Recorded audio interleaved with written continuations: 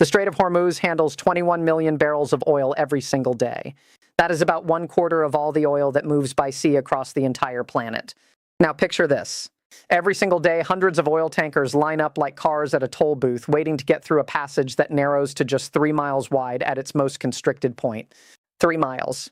You can drive farther than that in a bad commute. Yet the entire global economy depends on oil flowing through that gap day after day. That is the Strait of Hormuz. And Iran has just turned this narrow waterway into a pressure cooker that almost nobody saw coming. Here is what you are about to understand that most people do not understand right now. By the time this ends, you will know exactly why what is happening in that small stretch of water between Iran and Oman matters to your gas pump, your grocery bill, and possibly your safety. And you will know why some of the smartest people in the world of energy and military strategy are suddenly very worried. This is not just another Middle East story. Here is why this matters right now in this specific moment. In just the past 30 days, Iran has conducted its largest naval exercises near the strait in years. 2 commercial tankers were seized inside the strait in that same window. That comes from the U.S. Navy's 5th Fleet directly. Satellite images analyzed by shipping analysts at Kepler show an unusual buildup of Iranian vessels directly in the shipping lane itself. Oil prices jumped 6% in a single week, their biggest move since those tensions flared back in 2019. This is not some distant political argument. This is an active situation with real consequences unfolding right now. Let us make sure you understand who the main players actually are and what each of them actually wants. Think of it like this. You have Iran, a country with 85 million people that has been under heavy Western economic sanctions for years and years. Those sanctions make it really hard for Iran to sell its own oil, which hurts their economy badly. And Iran controls one side of this strait.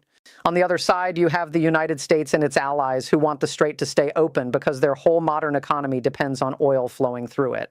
Then you have Saudi Arabia and the UAE, who are big oil producers that make huge amounts of money selling oil, and they are very close to the strait. And you have China, which buys over 1 million barrels of oil every single day from countries in that Gulf region. China has actually been expanding its naval presence in the Indian Ocean recently, which adds another layer of complexity. Now, here's the simple way to understand the core tension. Think of the Strait of Hormuz as a 15-mile wide highway between Iran and Oman. About 21 million barrels of oil pass through that highway every single day. Iran sits on one side controlling the entrance. Their government knows that if they create trouble in that narrow channel, they can affect the entire global economy. And that gives them leverage, a word that means power or influence, especially when Western sanctions have made their own economy really suffer. So in simple terms, Iran uses this choke point, a place where things can get stuck, to push back against countries that have isolated them economically. And that is exactly what is happening right now. Now let us get into the actual mechanics, the step-by-step way this situation actually works. The Strait of Hormuz is only about 21 miles wide at its narrowest point. But the actual shipping channel that deepwater vessels can use is much narrower, sometimes just 3 miles across. Think about that like a single lane on a highway where every single truck has to fit through or nothing moves. Tankers carrying oil are massive. Some of them are the size of 4 football fields put together. When they go through the strait, they cannot just swerve around each other. They have to go single file like cars going through a tunnel, and that makes them incredibly vulnerable. Iran has Revolutionary Guard naval assets positioned right there near the strait. These forces have anti-ship missiles, fast attack boats, and even naval mines, which are basically underwater bombs. Now here's how an incident can unfold. Iranian vessels can stop a tanker for inspection. They claim it is a safety issue or that it was smuggling. They board it and seize it. This has happened multiple times this year, according to the U.S. Navy's own reports. And each time this happens, it sends a ripple through the entire shipping industry because every company and every insurer, the people who cover risks, starts to worry. Once a tanker is seized, insurance rates for all ships going through the strait jump. Shipping companies start to think about rerouting around the Cape of Good Hope, which is the southern tip of Africa. That adds about 14 days to every journey and costs a huge amount more in fuel. And those costs do not stay contained. They spread outward into every economy that depends on oil. But here is where it gets really interesting because what happened next is something almost nobody predicted. The market reaction came faster and harder than most analysts expected. Oil traders are not just nervous, they are actively changing how they move cargo. Kepler, which is a shipping analysis company that tracks vessel movements by satellite, reported that over 50 million barrels of oil currently sitting on tankers are now being routed away from the strait, which is a massive amount. Those ships are taking the long way around Africa instead. And that means oil that was supposed to arrive in Asia and Europe and the United States is now delayed. The market has not priced in a full closure yet, but the moment something actually happens, something like a direct military confrontation or a major attack on a tanker, the price reaction could be sudden and severe. We are talking about a scenario where a single incident could remove 21 million barrels per day from global supply almost overnight. Beyond oil itself, this creates what economists call second-order effects, which means consequences that spread out from the first problem. When oil prices go up, the cost of shipping goes up. When shipping costs go up, the price of everything transported by ship goes up. That includes food, clothes, electronics, really everything you buy that came from another country. And this hits different countries in different ways. In Europe, you would see it at the gas pump and in home heating bills. In Southeast Asia, countries like Vietnam and Thailand that import almost all their oil would face severe economic pressure. In sub-Saharan Africa, where many countries already struggle with basic costs, higher fuel prices could cause food prices to spike because farmers cannot afford to run tractors or transport crops. The connection between oil and food is direct and immediate, and that means the pain does not stay in the boardrooms of energy companies. It flows down to ordinary families everywhere. Now, let me give you the strongest argument against everything I just described. Some very smart people say Iran would never actually close the strait completely because it would destroy their own economy.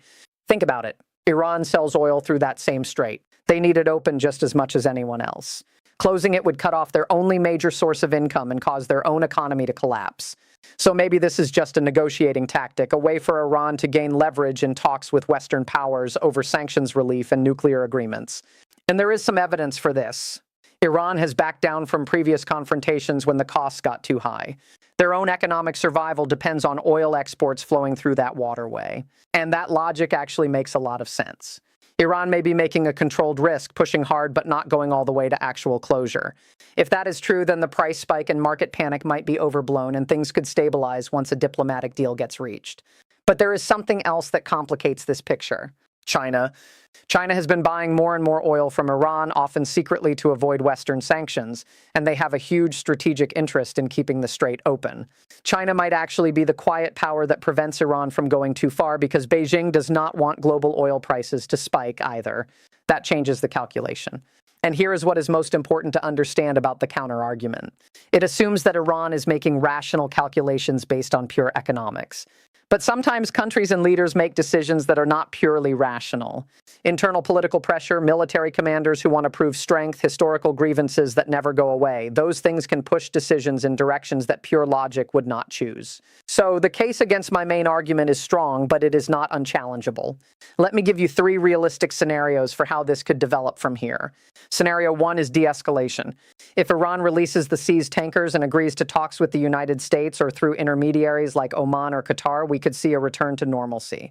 This happened in 2019 after a similar crisis. Oil prices would stabilize. Shipping routes would return to normal. This is the best case scenario, and it is genuinely possible. Scenario 2 is continued pressure. Iran keeps seizing tankers, keeps military presence high, and keeps global markets on edge without actually triggering a full closure. Oil prices stay elevated in the $80 to $90 range, which is painful but manageable for most economies. This is the most likely outcome according to some energy analysts who track these patterns. And scenario 3 is escalation. If something goes wrong, like a US warship and an Iranian vessel getting too close and an accident happening, or if Iran miscalculates and goes too far, you could see a military exchange that closes the strait. Even for a short time, even for 1 week, a closure would cause oil prices to spike past $100 and possibly beyond. And that would trigger economic shockwaves that would reach every country on Earth. Think about what that means for real people. Picture a fisherman in the Persian Gulf who has worked those waters for 30 years. His entire livelihood depends on the shipping lane staying open because that is what brings customers and commerce to his town. Now picture a truck driver in Ohio in the United States who has been watching fuel prices creep up for months and suddenly faces a jump that makes it hard to afford driving to work. Or picture a family in Egypt where bread prices are already a source of daily stress and a spike in transport costs makes everything more expensive. The Strait of Hormuz is not just a strategic choke point. It is the place where global economics and human survival meet. And when something goes wrong there, the people who feel it most are never the people making the decisions. Here's my question for you. When a country like Iran uses its geographic position to block global oil supplies, is that a legitimate act of resistance against unfair economic pressure, or is it a dangerous move that threatens millions of innocent people across the world? That tension between the right to self-defense and the responsibility to global stability is not simple. And I want to hear what you actually think in the comments below. In the next video, I am going to show you something that most people do not know yet. I am going to show you exactly how China has become the hidden power broker in this entire crisis, why why Beijing might be the most important player in determining what happens next and what that means for the balance of power in the entire Asia-Pacific region. That one is going to surprise you. Make sure you are here for it.